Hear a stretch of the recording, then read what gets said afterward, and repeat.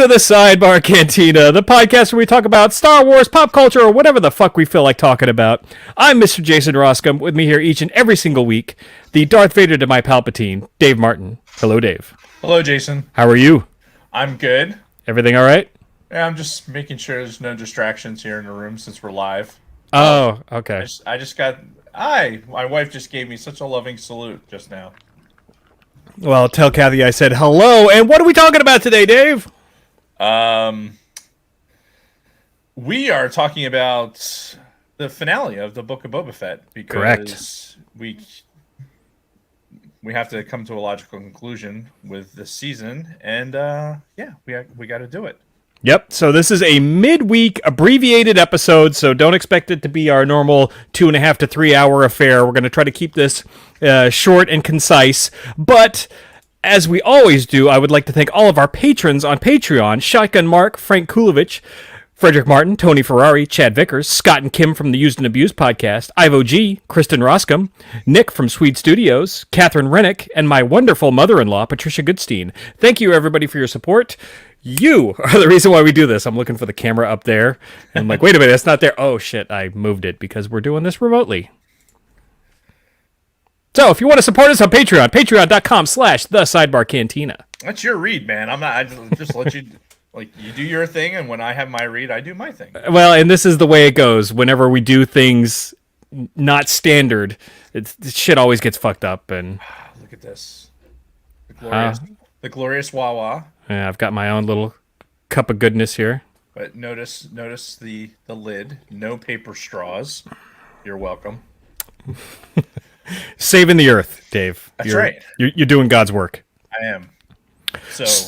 So, we're not doing a lot of our week and all that, but I do want to talk a little bit of Star Wars news that came out the day that this finale for the Book of Boba Fett came out. We got a release date for Obi-Wan, which I anticipated this happening, but I kind of thought it would be revealed in some sort of a post-credit sequence, but that's not what we got in the post-credits. We'll get into that later.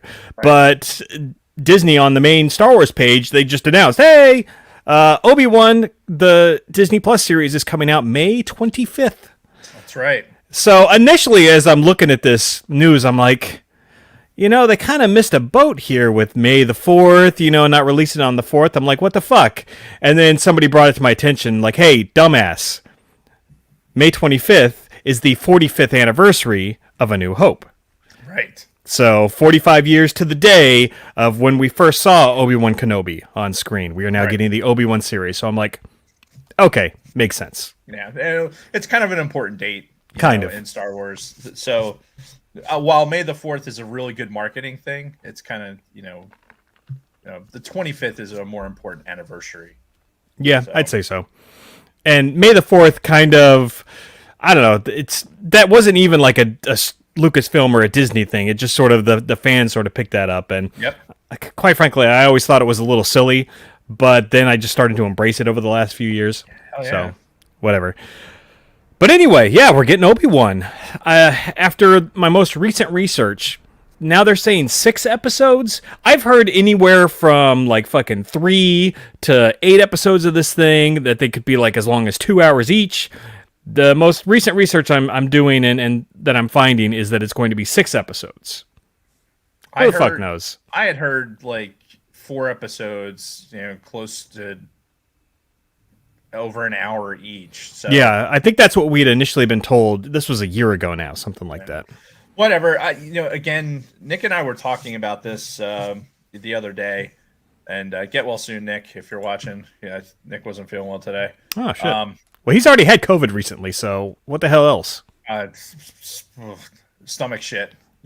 Stomach and shit. Ugh. Having the Velociraptor.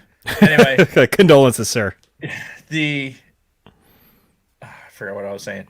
Oh, Obi-Wan has really... They could really fuck this up.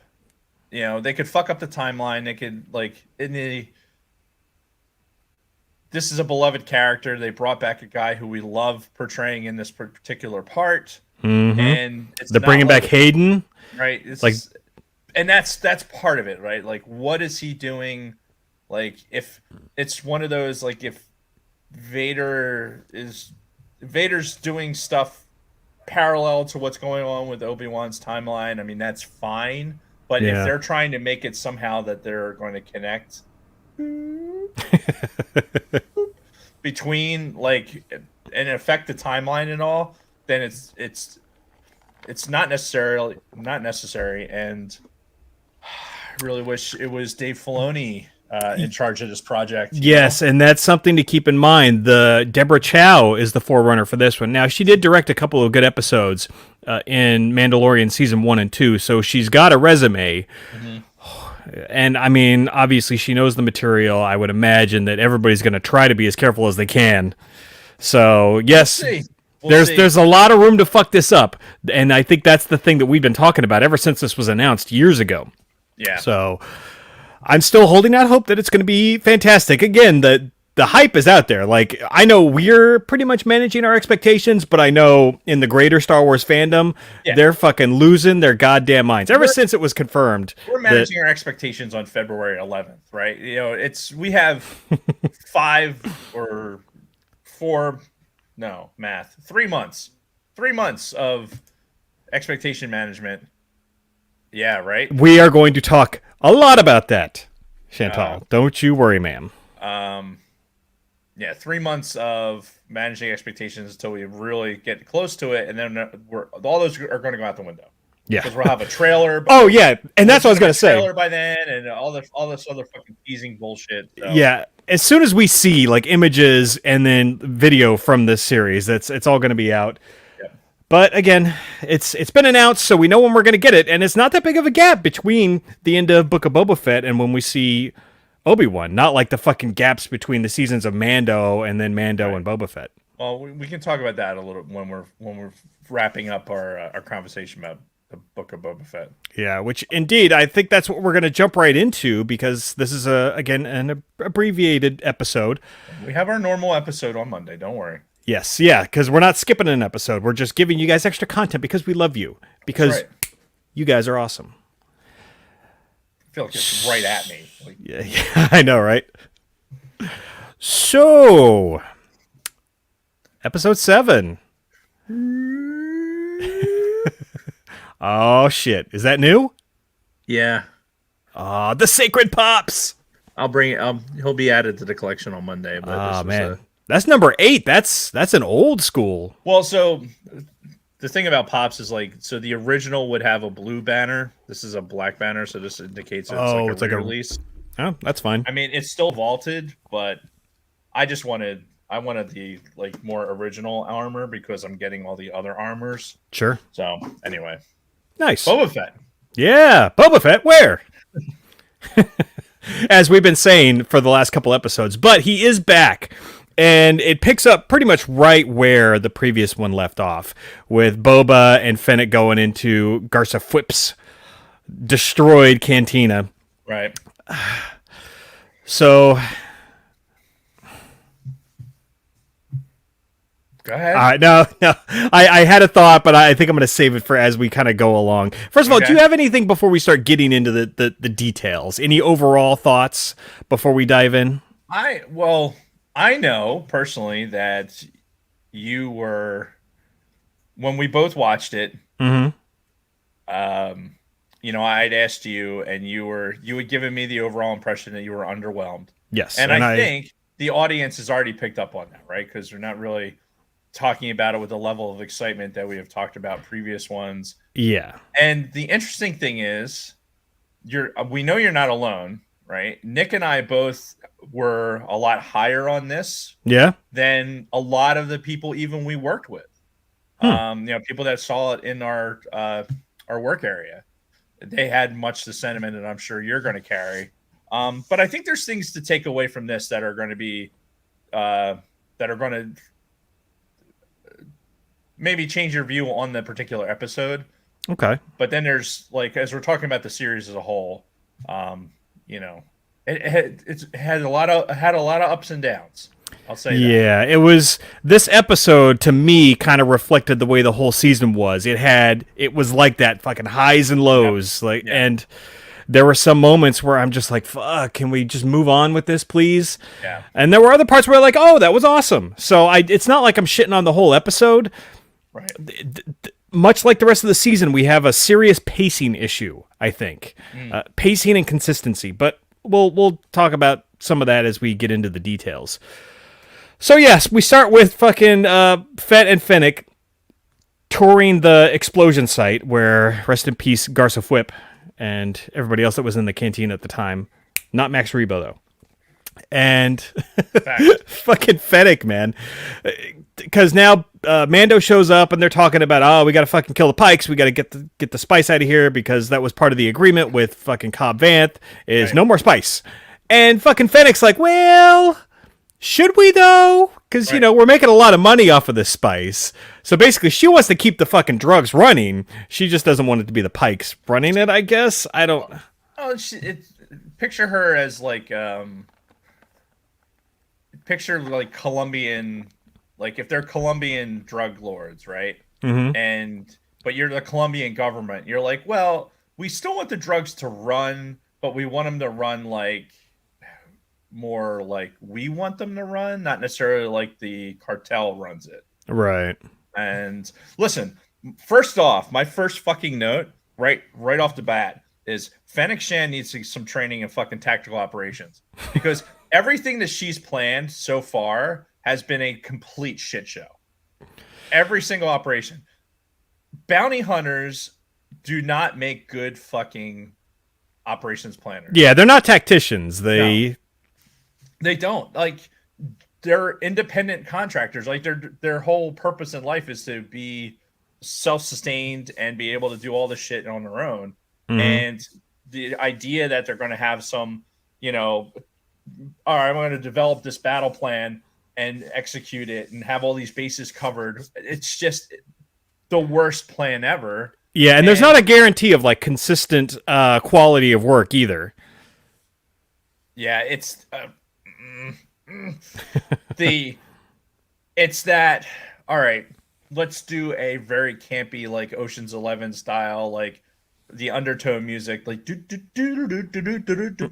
as they're showing like, oh, here's these people that are watching these areas, right? Mm-hmm. Let's take the most obvious people that we know are working with Fett and put them in these areas to secretly watch, air quote, I'm making the air quote sign. Yeah. Well, there was no discretion there whatsoever. Right. The big fucking black Wookiee with the gun standing in the middle of the street, that's not secretly watching anything. No.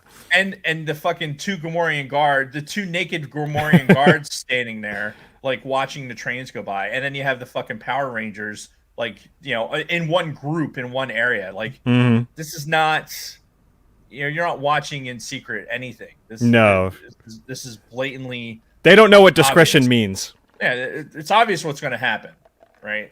So, this is, for me, it's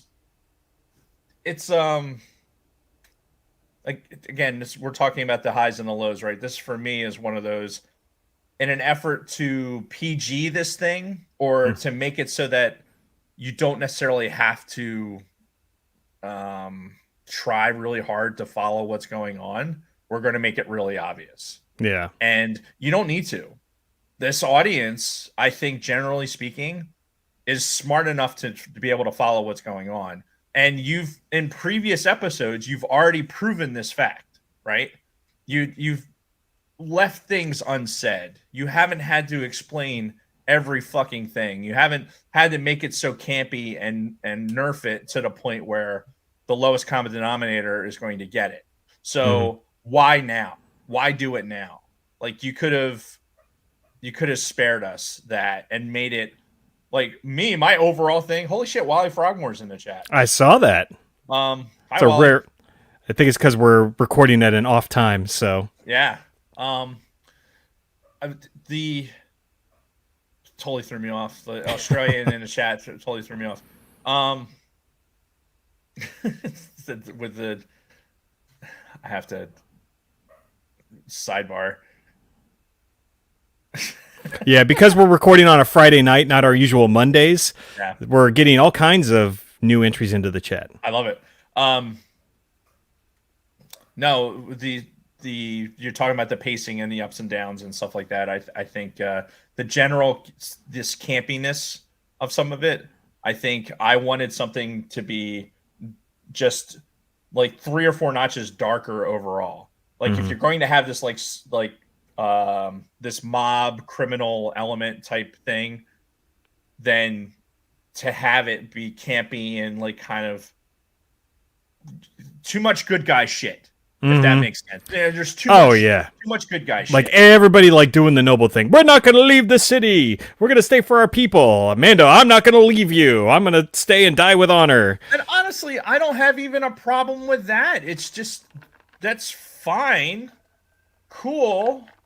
But keep the fucking, like, the Power Ranger shit out of it. Like, make good, smart decisions about fucking being in a fortified area, you know. Oh, you know which, by the way, so when we were talking about Chapter 6, I theorized we were going to have like a Helm's Deep kind of situation, like everybody was going to fall back to Jabba's palace, and you know they were going to defend there. But Chris Brown shut that down like immediately at the beginning of this episode. I'm like, oh well, at least somebody was thinking about it. But he's like, no, we can't do that for reasons. Because reasons. Yeah. All right, reasons.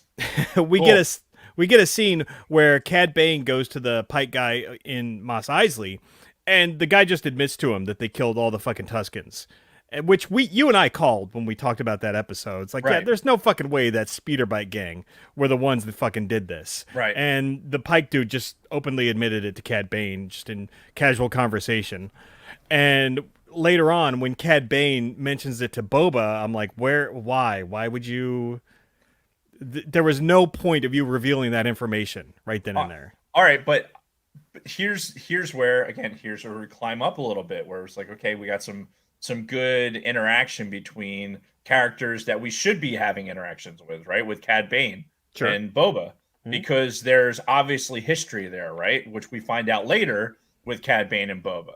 So I think Cad Bane, I mean, he's doing this. He's not doing this for the money or the Pikes or anything. He's doing it because this is Boba Fett, and he has a history with Boba and Jango Fett. And that was one of the things that I really liked about their interactions, is that mention of the past, right? And the things. So I think deliberately he goes out there and he's trying to get the rise out of Boba. Like he wants to, like, okay, let's do this. Let's get this fight out of the way. So how am I going to do that? Like, oh, I'm going to pick at the scab, and the Tusken Raiders are that scab.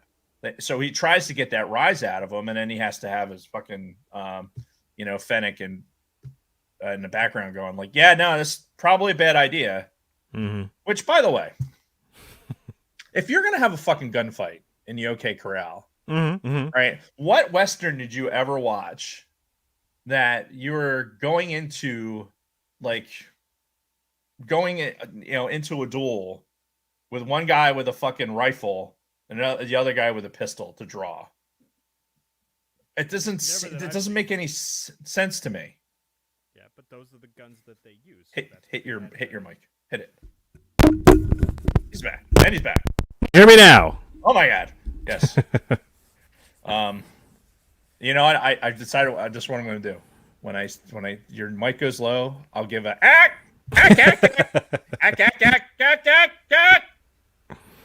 All right, so that'll be my signal to. That was for the benefit of the audience. To reset the mic. The chat audience. Anyway, yeah, that's my. Okay, and yeah, before we get into the details of that, after this scene where Cad Bane goes to the Pikes, we go to fucking Pelly and her little FBO there on Mos Eisley, and we see a fucking X-Wing come in, and it's like, oh shit. You see R2's fucking head, and you're like, fucking Luke and Grogu were here to help with the fight, right? R2's head. Yeah, my voice kind of cracked there a little bit. I'm trying to sing. Yeah, no, but you're sitting there thinking like, Luke is here. Luke brought Grogu back to Mando. It's like, all right, this is gonna be awesome, because Luke coming back to Tatooine makes sense, right? He's got a history there. But come to find out, Grogu is by him fucking self. Right. And so basically what you're telling me is at the end of Chapter 6, Grogu picks the fucking chainmail, and Luke's like, get him on the first fucking X-Wing out of here. Like, get him out of my fucking face. I don't have a problem with this at all. I did. Like, you're just going to send him in the fucking X-Wing alone? You're not even going to at least go with him? Like, what the fuck do you have to do that's got you so goddamn busy you can't fucking ride along? He's building this. He's got to watch the fucking droid ants keep slowly building this temple with no students. No, he has to find students, right? Think of it this way: Grogu kind of fell in his lap, right? This whole thing with Grogu fell in his lap. So me personally, we knew he was going to choose.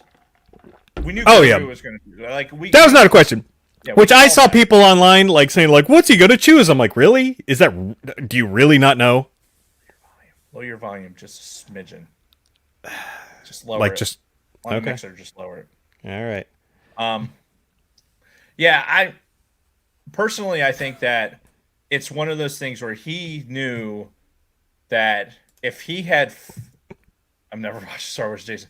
He knew. I think Luke knew what the path was for Grogu, and by giving him that choice, do you think Luke was going to go back to Tatooine? Like, even in a minute? Yes. I thought we were going to see Luke and Grogu this episode. No fucking way. No. There was no way, unless the only way we were going to see Luke on this planet was fucking in a strafing run with the fucking X-Wing. Yeah. And him dropping off Grogu and whatever. So, well, at least, even if he was like, tuck and roll, Grogu, at least he fucking went with him. I don't have any problem at all with fucking R2 Ubering fucking Grogu to Tatooine. But my note does say, like, you wonder what R2's thoughts are having to Uber Grogu back to that godforsaken planet. Because R2's had to go back and forth on that fucking planet. Yeah, quite a few times. But over his lifespan. No, I don't have honestly, I don't have an issue with this at all. I think if you're going to, all of us that thought, me and Nick included, we didn't think this was going to get resolved until Mando season 3, right? I didn't think this question was going to be answered. This was something for another time. This was going to be future David Jason talking about, like, what is he going to choose, right? Nope. Right. Answered it right a fucking way. Like, okay, which they've been good. They've been good about that this season, like answering those questions immediately. Right.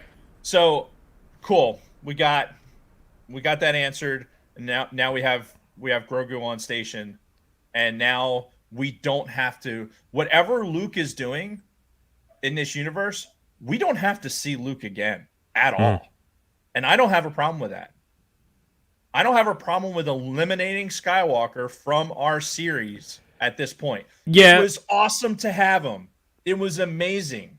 It was amazing to see him, how they did it. It was amazing how they incorporated him to the story. It was great, but I don't need to see him again. Okay, I agree with you 99% of the situation, but I do want to see those interactions with him and Ahsoka. I want to see when they first get together, and just give me like 20 minutes of conversation between them in the Ahsoka episode, and then you can get rid of him for good. That's not this series, though. That's not the Book of Boba Fett. That's not Mandalorian. That's Ahsoka. Sure. Like that's a whole different thread that we haven't even seen how they're going to address those things. But as far as we're concerned on this timeline, what they're doing with Boba Fett, Mandalorian, and all that, I don't need to see Luke again. No, the decision's been made. Cool. Now, will we see him again? I would bet yes. In the grander Filoni-verse, yes, I think we will see him again because you have to, at least with Ahsoka. But as far as like a major involvement, I think we'd see him again. I think their paths will cross at some point, and Luke's going to check in on Grogu at some point while he's working the Jedi Academy thing. I could see the storyline crossing again at some point. But again, if it never happens, I'm perfectly fine. I'm happy with how the Skywalker has left the building, and I'm cool with that. Oh, okay. Yeah, right over there. I just like hit your mic. Fuck you. No, it's just the table or my desk. Real quick too, before we get away from this scene, Pelly did mention how she didn't like the name Grogu. She's like, "Oh, that's a terrible name," because I guess that's how a lot of fans reacted when they first heard the name. But whatever. Yeah, it was yeah. Then again, we get her character not being as annoying as it has been in the past. Sure. Then we get the scene where they discreetly put everybody around the city. Discreetly, I say in quotations. Then Cad Bane shows up to do the negotiations with Boba initially. And this was where he mentioned that the Pikes had killed the Tuskens. And it seemed weird. It seemed like an out-of-place point. But I guess to what you were saying earlier, maybe it was just to kind of throw him off and to kind of get the blood boiling. keep him off his wits. Yep. And then not long after that, we get word that fucking the locals, those 3 fucking houses that all said, "Oh yeah, we'll stay neutral," which we knew that was fucking bullshit right from the start. Right. They immediately turned on all of Boba's crew. So they start attacking the fucking mods, they start attacking the Gamorreans, and they start attacking Black Kyrgyzstan. Right.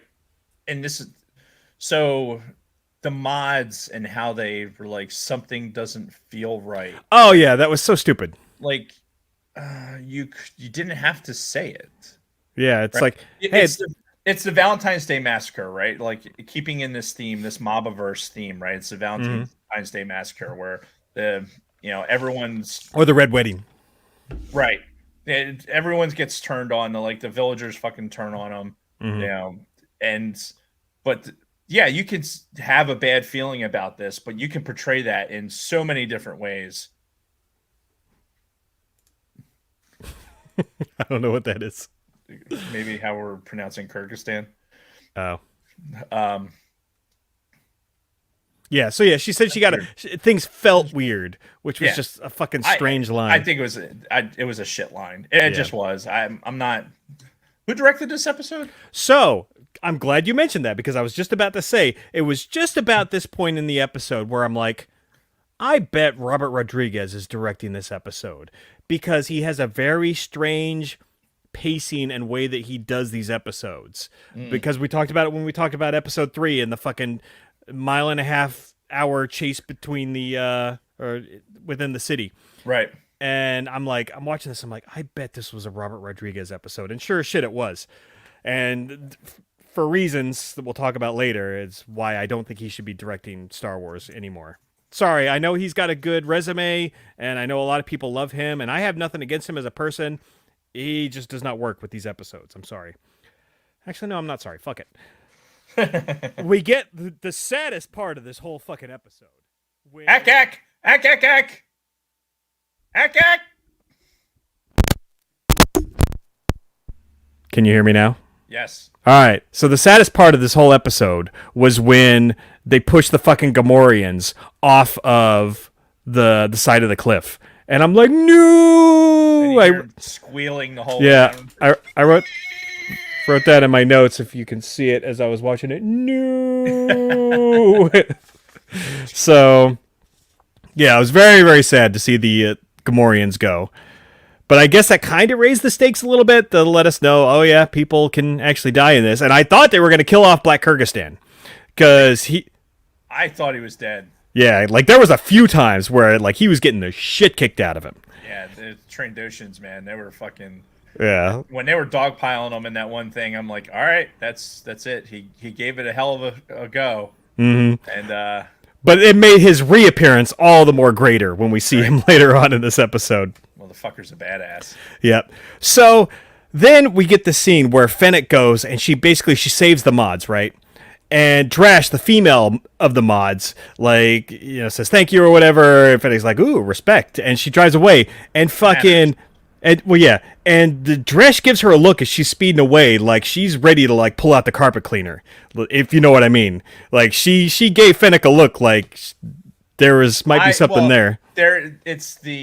Look, I've never had a mother figure or whatever, and like to have like I don't know. That's not what I was referring to. I know you weren't, but it's like it's extraneous.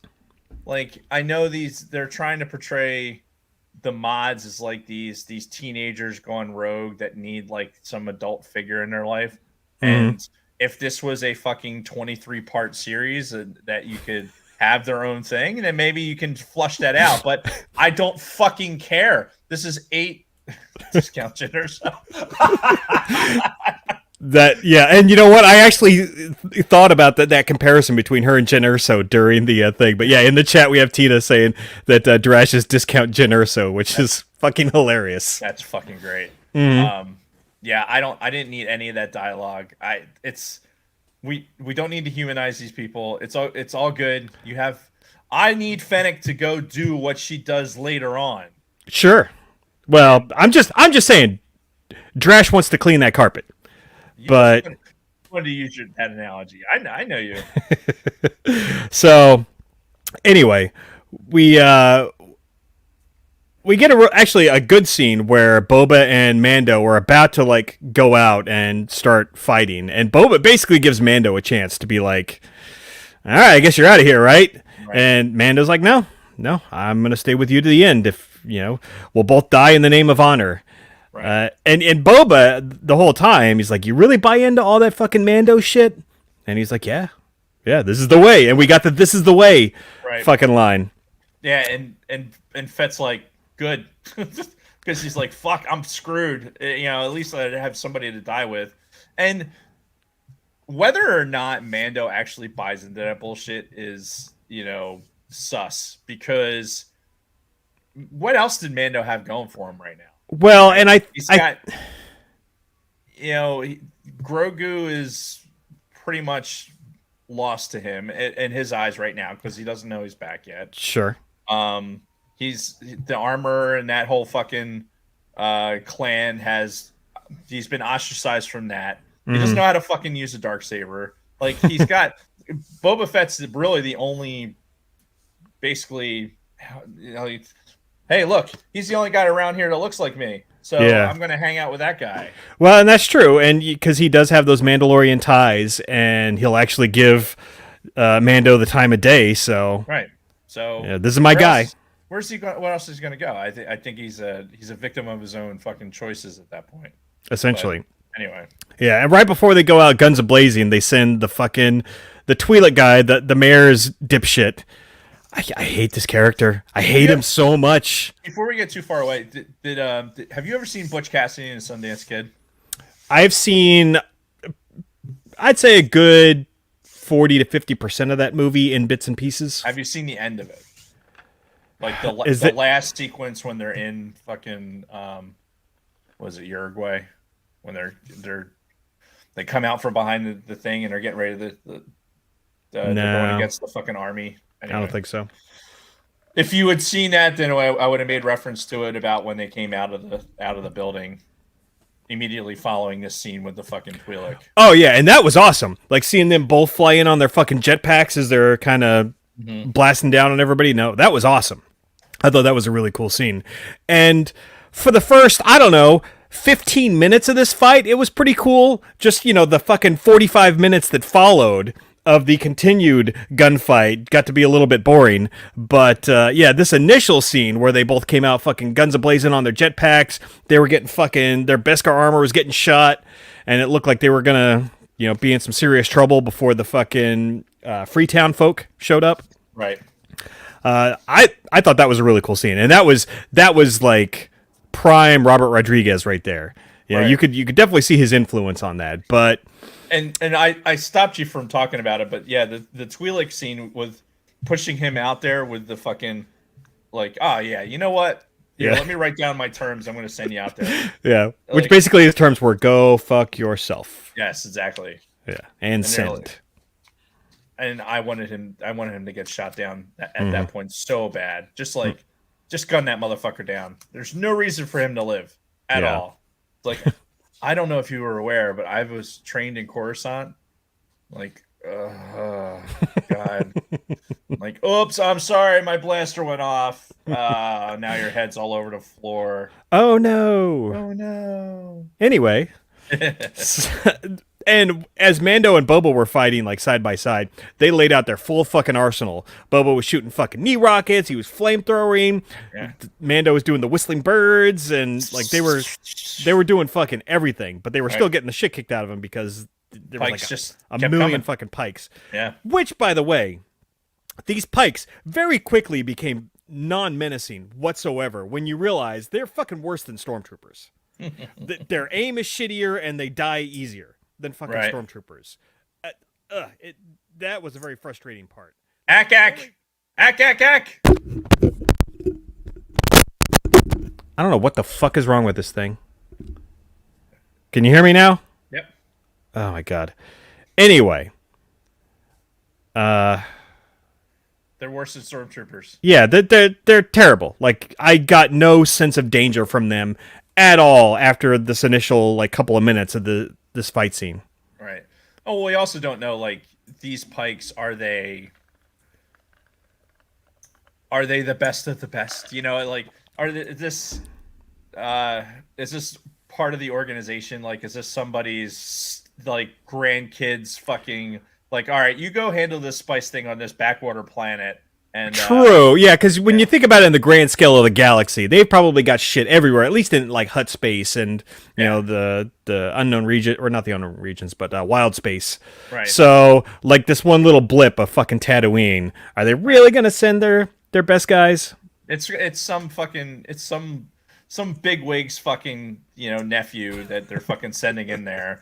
That we're gonna get see annihilated later. Yeah, like, the president's son who joined the National Guard, and we'll send them. Yeah, we'll just send him in there. It's all. It's fine. Mm-hmm. So yeah, Freetown shows up. No Cobb Vanth. So this is one thing that surprised me. I was expecting them to show up with Cobb Vanth, maybe his arm in a fucking sling or something, because we know he got shot in the fucking shoulder. Yeah, exactly. That's exactly what I was expecting. Yeah, but no, it wasn't there. And even the bartender guy mentioned he was gunned down in cold blood. I'm like, he was shot in the shoulder. We all saw that. So, I mean, your attempt to be all secretive and not reveal something later on, it's not working at all. Yeah, but I will say that the initial, like, we were expecting him to be there, and he wasn't, so it made that pause, like, huh, okay, I guess he's not there. Yeah. Oh, shit. All right. So then you wonder, maybe he's going to come back later. Honestly, I wrote him off at that point. Yeah. Because I'm like, at what stage of this little fucking battle, air quote, battle, would he possibly show up? So. Yeah.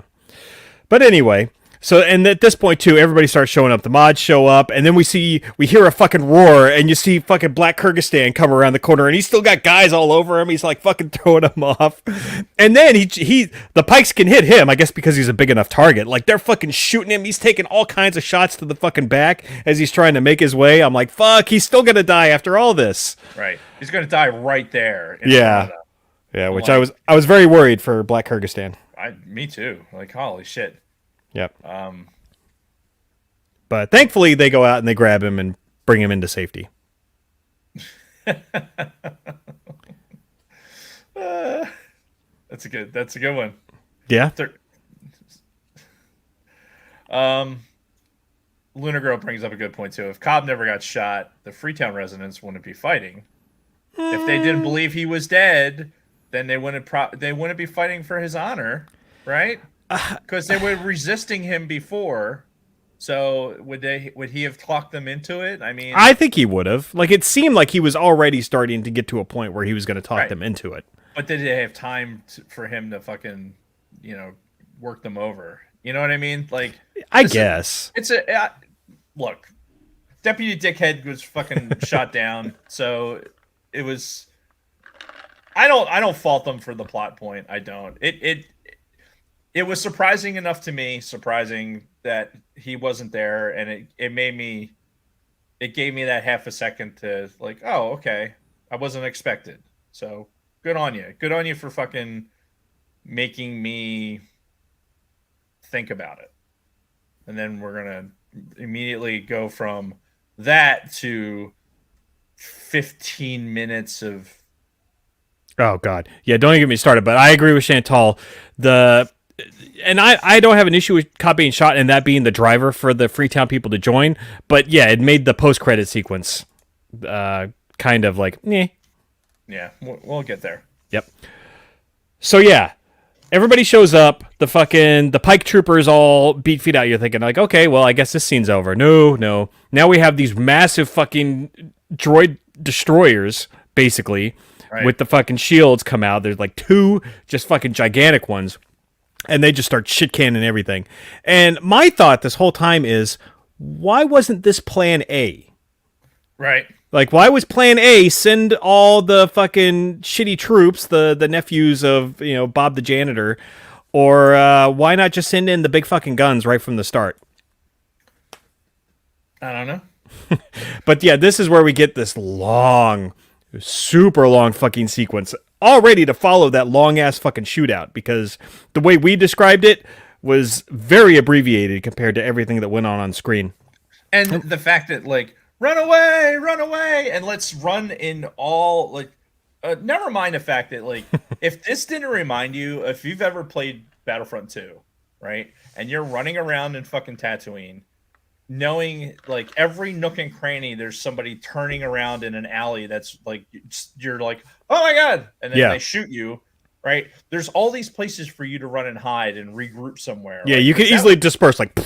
Yeah, that would be a plan, right? It's like, hey, if we have to go somewhere else, then we'll regroup somewhere else, right? Yeah. No, just run away and all go down the street so that you can fucking be in a perfect line when this giant fucking RoboCop droid can just be choo choo choo. Mm-hmm. Fucking dumbest shit ever. Like I'm like I don't understand. I don't understand.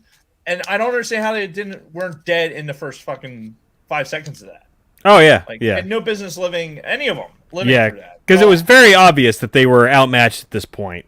But they drug it on. You saw 20 minutes of fucking Boba and Mando trying to break through the shields with like Mando with his little fucking pistol guns, like trying to pew pew hit the shields. It's not working. Pew pew. Pulls out the Darksaber. Cut. It's not working. Fucking Black Kyrgyzstan trying to like put his hand through the force field and gets knocked fucking back. And it's just so long of them trying to penetrate these shields. I'm like, have you never dealt with shields in this fucking universe? Like, is this your first time? Honestly, I don't think they have. Okay. For a lot of these people. But that's not my problem. Nick and I talked about this. And shooting at the shields, like, again, let's make a Battlefront 2 reference, right? If you're shooting at somebody with shields, then the idea is that maybe the shields would weaken at some point and you'd be able to, like, bring those shields down. Sure. So, or if you're shooting at them, maybe it's giving them something else to, you're shooting at them, so it's like distracting them enough where you can still be running. I don't know. Or just making you feel like you can get away if you're shooting at them as opposed to just running away and hiding, which would be more effective. But human beings being what they are, they're stupid. They're like, I'd rather stand here and shoot at something that I know isn't going to work than actually effectively run away and save myself. Yeah. But that's neither here nor there. Yep. Yeah, I don't have a problem with that. And I also don't have a problem with Mando trying to Darksaber on it because what the fuck does he know? He doesn't even know how to use the goddamn thing.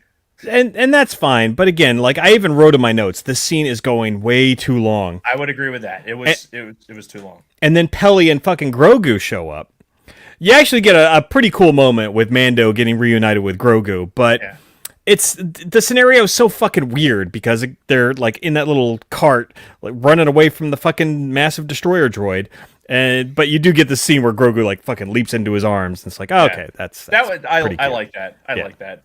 It was and it was one of those times where again she was appropriately like, hey, can we have this moment at some other point when we're not fucking being shot at? It for as touching and as campy as it was, I did not hate that. Yeah. Yep. And at one point too, when they're like, we can't get through the shields, our blasters and our kinetic weapons won't work. And Boba's like, I'll be right back.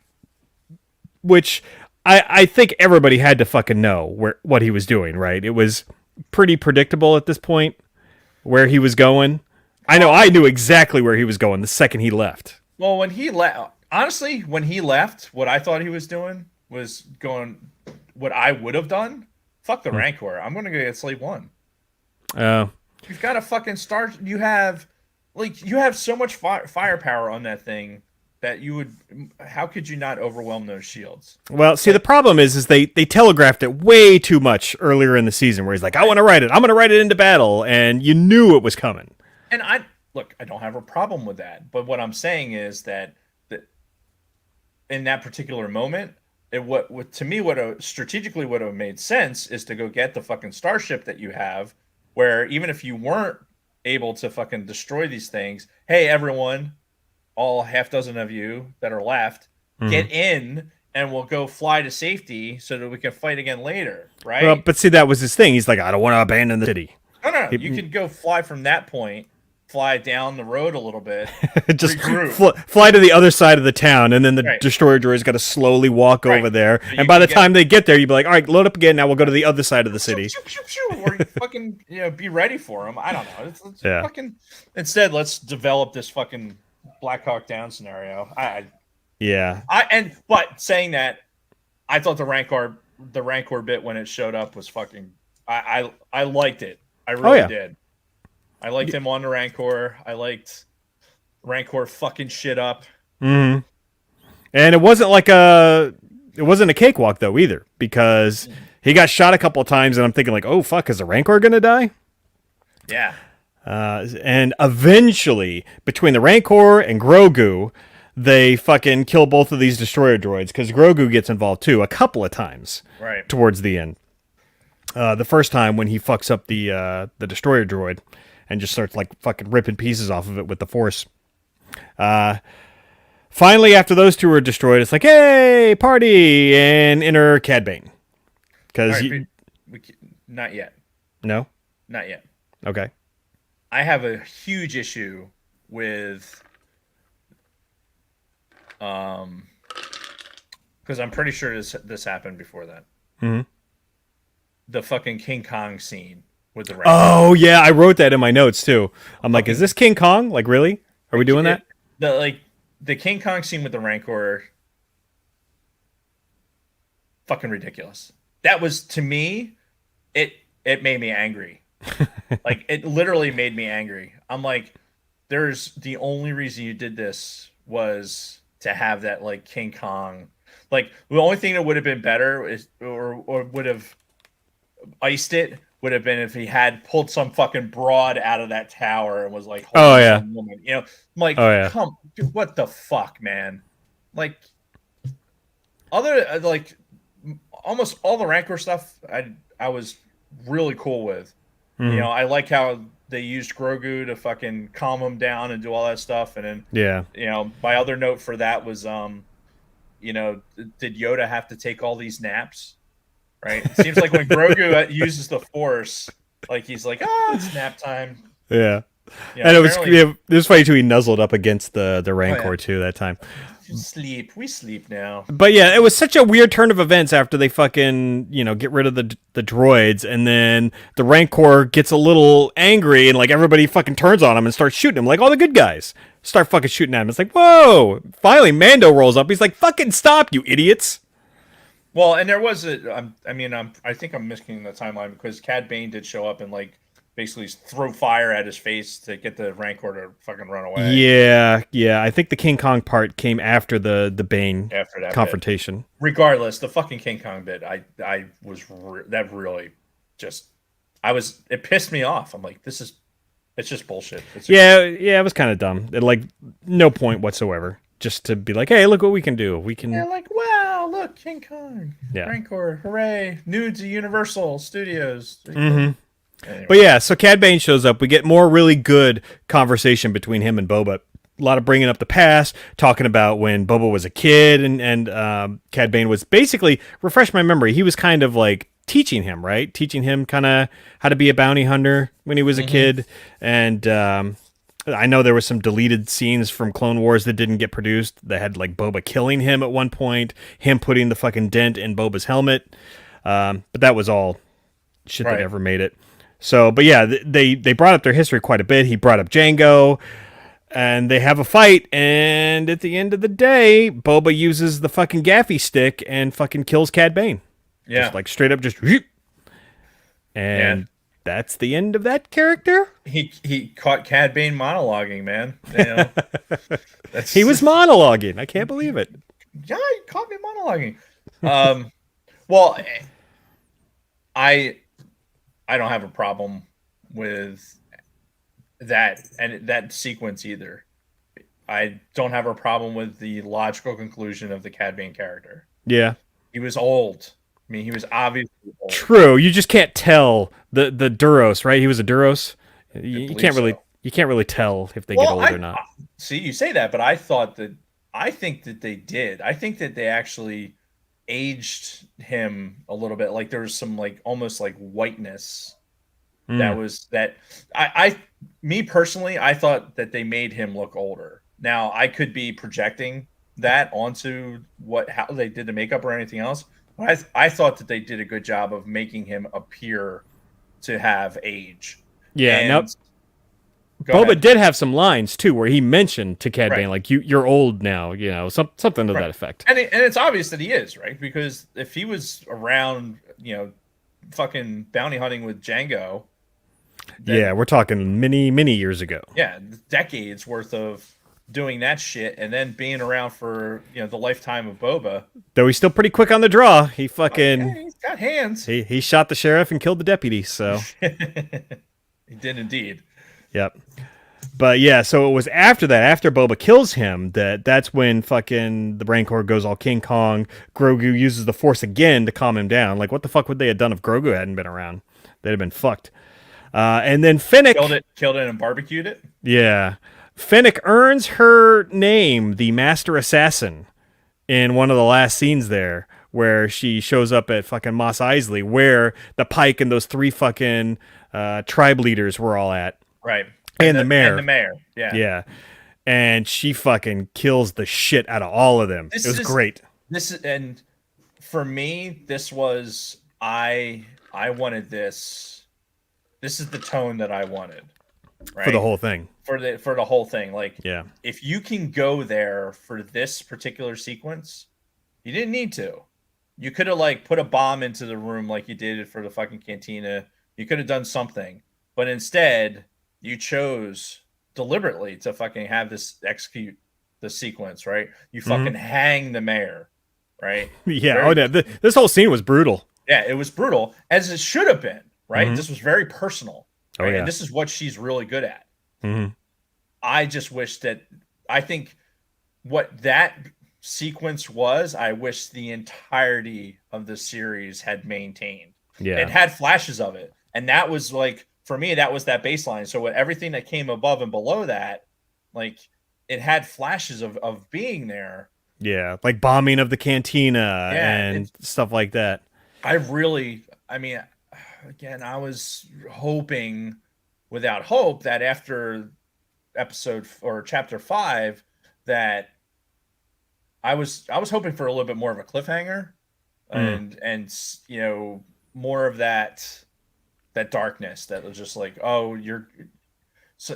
characters were going to die and things like that, but it was going to leave you with a very oh fuck, what's going to happen next? Instead what we get is the fucking Brady Bunch. Yeah. With the Power Rangers and everything else. You might as well have fucking He-Man give us a fucking hey, eat your oatmeal, kids, and fucking go run off and jump on his fucking jet ski. At the end of the day, I think that was a good thing because it resolved everything to a point where we don't need any more seasons of Boba Fett. They left it open to where we could see the adventures of Black Kyrgyzstan and the Power Rangers, but they also kind of closed the book on everything as well. Yeah, that was closing the book. You think that was closing the book? I think so. Well, I'm not saying it was 100%, but I'm saying if they choose to not go back there, that's fine. There's no fucking cliffhanger, I guess, aside from the post-credit scene. But even that was underwhelming, to say the least.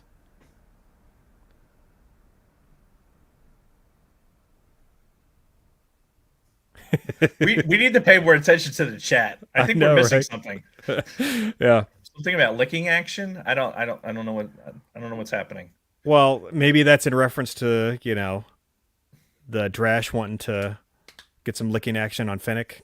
I don't know. Like Tina said, Fennec is a hottie. Anyway. She is.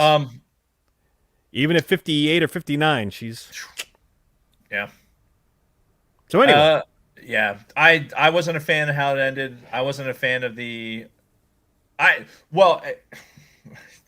is when they're walking through the streets and the people are like, "Hey, thanks. Here's some fruit, whatever," and he's talking about you know what, had to be this arm or whatever. Mm-hmm.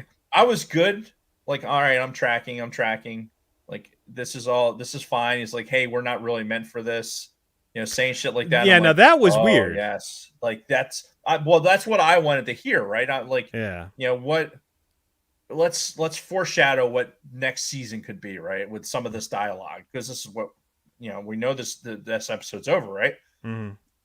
And then it rolls into the pan back with fucking all the kids roll up and fucking Black Kyrgyzstan and now it's just like I just fuck no. I cut. Fucking blow the scene up right there. Just fucking blow up the whole town. Bring an Imperial Star Destroyer in there and just level the fucking place. You understand the Imperials are gone at this point. I don't fucking care. No, they're not. Well, that's true. We know Thrawn's out there, and we got some of the remnants still. No, with the remnants out there, they have Star Destroyers. So I have a theory out on this. in that area too. Fair. But my theory is this is going to lead to Boba going back with Mando and maybe helping Mando retake fucking Mandalore and reestablish the Mandalorian order. Because he's still got that Mandalorian blood, right? Boba Fett does, and Boba Fett. Yep. He mentioned it, like maybe this isn't where I'm meant to be or whatever he said to fucking Fennec. So I think his story is going to continue with Mando in Mando season 3 and beyond. That's what I'm hoping anyway, and that Black Kyrgyzstan and the fucking mods can run Tatooine from here. No, on I out. think that's what Cobb Vanth's for. Oh, and Cobb, yeah. Yeah, put Cobb Vanth in fucking stasis, take him out of the fucking stasis pod and let fucking, I think Wally Frogmore coined the phrase Mod Vanth. Mod Vanth. Yeah. Earlier. Have him fucking, like, Boba can, just like we did in Mandalorian where they basically handed the keys to Carl Weathers and fucking Cara Dune. That is true. Like, hey, go forth and do things, and we're going to peace out. We got this cool Slave One ship. Fennec, you coming? And she's gonna like, nah, I'm gonna stay. I'm gonna hang here and fucking hang out with the fucking kids and like do mod stuff. Like, cool. We're gonna go do fucking Empire stuff.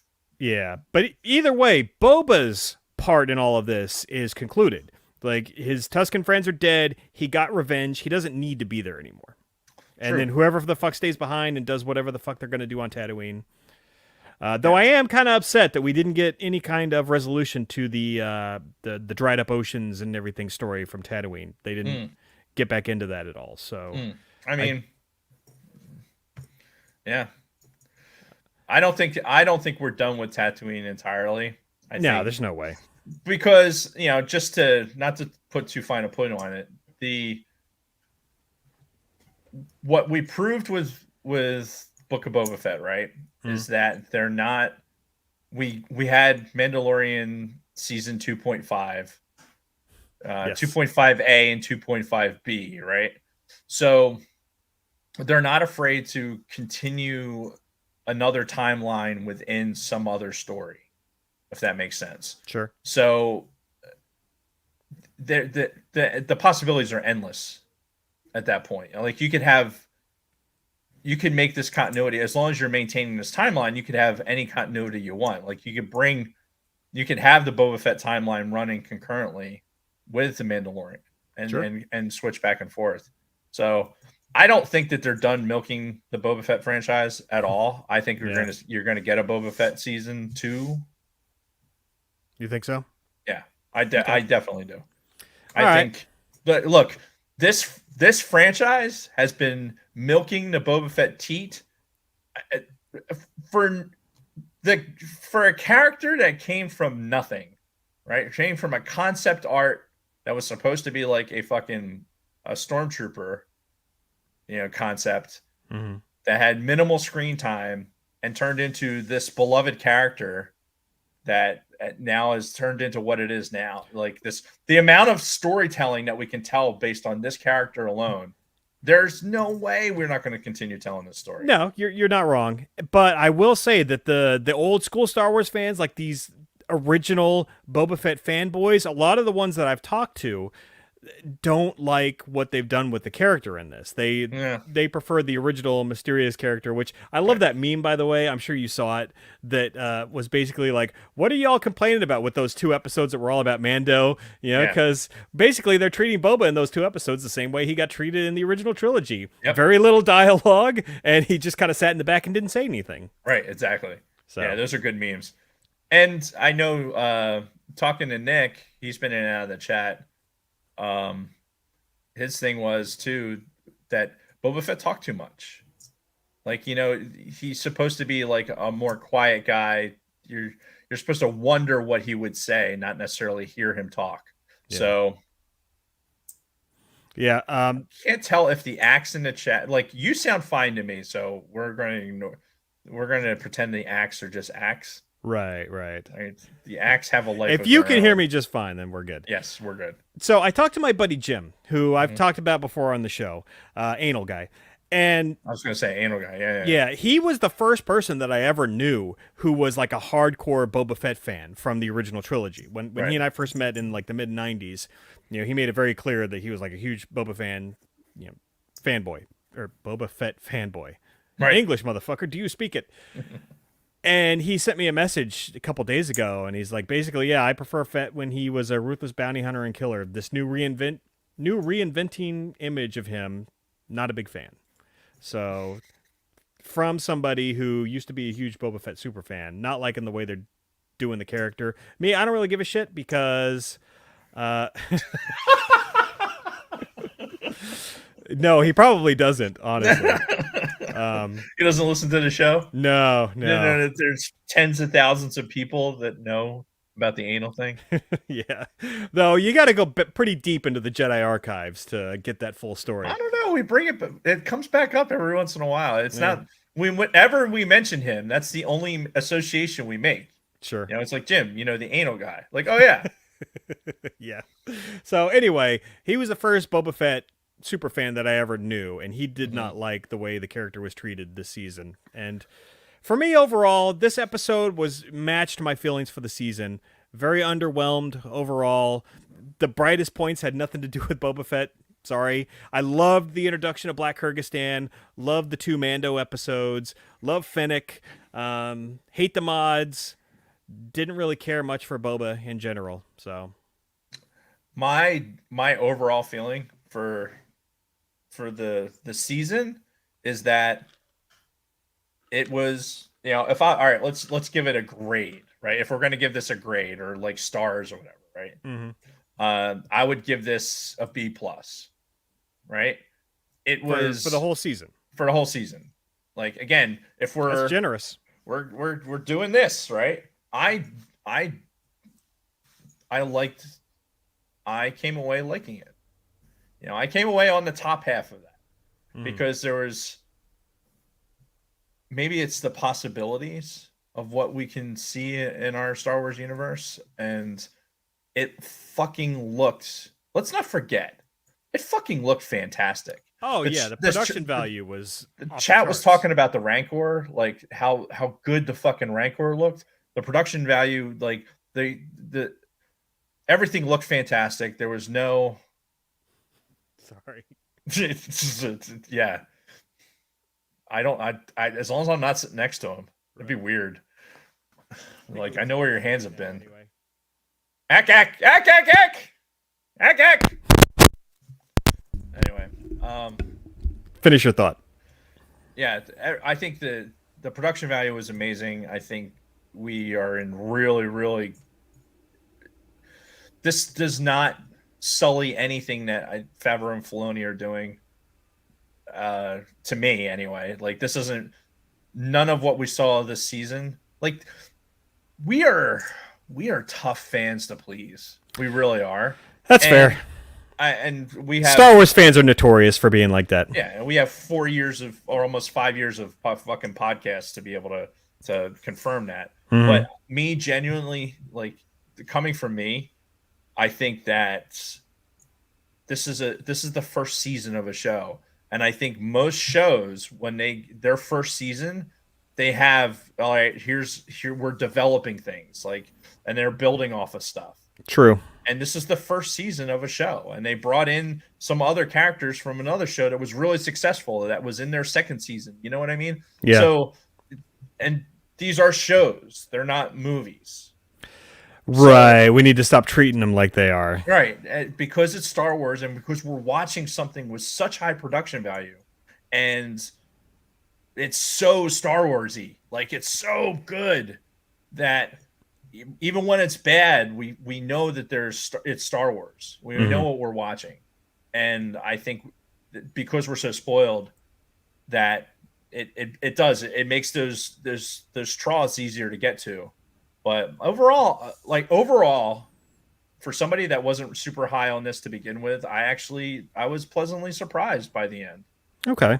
Like if I had to give it an overall grade, I'd probably say like either a C+ or a B-, something like that. It was definitely nowhere close to A for me. But and I think that's fair. I know there's a lot, like I know Luna Girl and a lot of other people like really enjoyed it. I think there's a lot of things to enjoy, and I'm glad that there is, because you know what that means. It means we're going to get more of it. Oh yeah, and that's the best part of all of this is more content for us. Yeah, exactly. And I think as we start getting into next year, into 23, that shit's really going to ramp up to the point where we're probably not going to have much downtime in between shows the way we do right now. But even you look at the slate of what we've got coming out just this year. We've got Obi-Wan, we've got Andor coming at some point, we've got the Bad Batch season 2 coming at some point, and there's talk of Mandalorian season 3 potentially coming in December. Yeah, that's the rumor is December. So, and it seems like a little bit long to wait, but you figure by the time Kenobi's over, you'll have like a couple of heartbeats, and then by then the Mandalorian will be out. Chantal or General Shinobi in the chat with the Marvel shows still look more movie quality than Boba. I don't give a fuck about Marvel shows. Yeah. Don't care. I like it's not Star Wars. It's not apples and oranges. Yeah, it's not Star Wars. Nope. Don't care. So, any final thoughts before we close this out?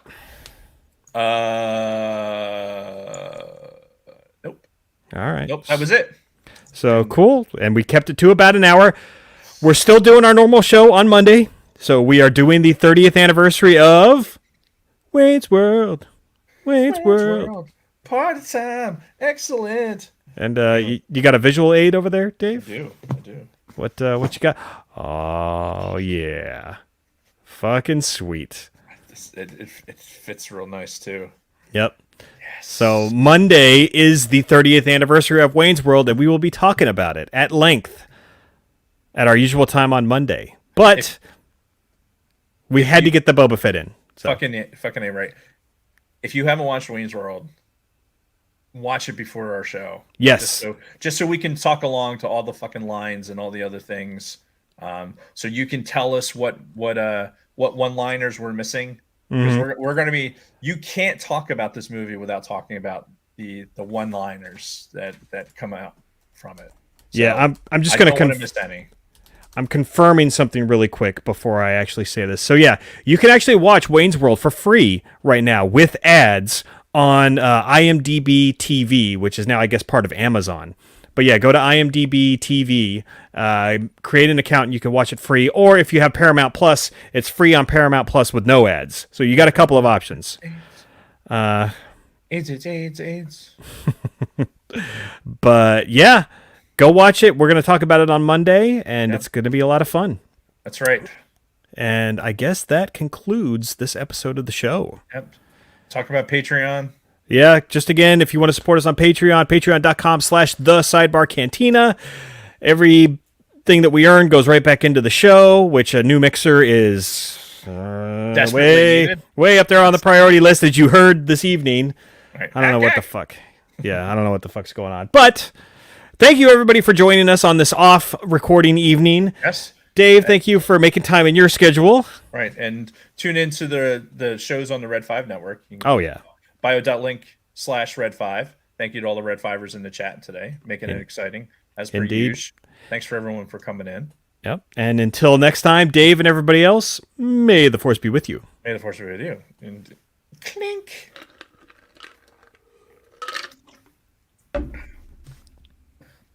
Ack, ack, ack.